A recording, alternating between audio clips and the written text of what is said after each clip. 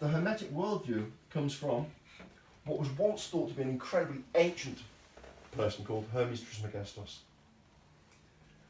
He was meant to be either contemporary with Abraham or Moses. He was the first alchemist.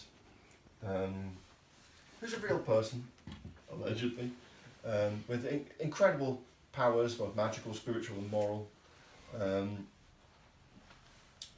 So much is attributed to Hermes Trismegistus, it's incredible. Some of the writings are incredibly beautiful.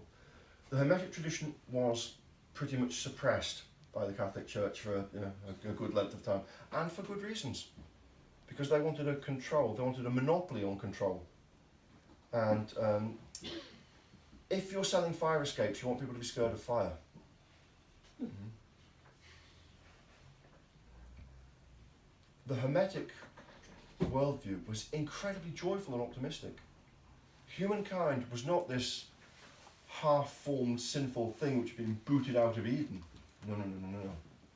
In the Hermetic worldview, the human race was seen as brothers and sisters of God, co-creationists.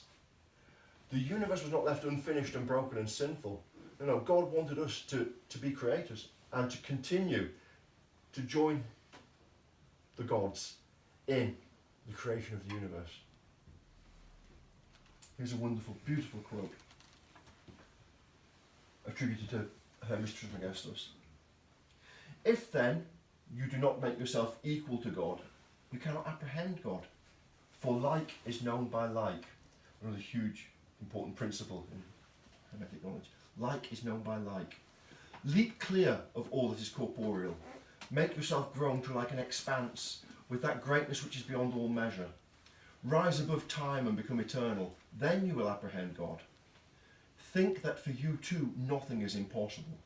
Deem that you too are immortal, that you are able to grasp all things in your thought, to know every craft and science.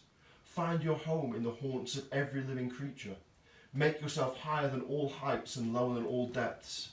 Bring together in yourself all opposites of quality, heat and cold, dryness and fluidity. Think that you are everywhere at once, on land, at sea, in heaven. Think that you are not yet begotten, that you are in the womb, that you are young, that you are old, that you have died, that you are in the world beyond the grave. Grasp in your thought all of this at once, all times and places, all substances and all qualities and magnitudes together. Then you can apprehend God. But if you shut yourself up in your soul, in your body, and debase yourself and say, I know nothing, I can do nothing, I'm afraid of earth and sea, I cannot mount to heaven, I know not what I was, nor what I shall be, then what have you to do with God? Now this is very different from the, know your place, thou art dust, and to dust thou shalt return. This is very different, isn't it? This is saying you too are divine. You're a spark of God.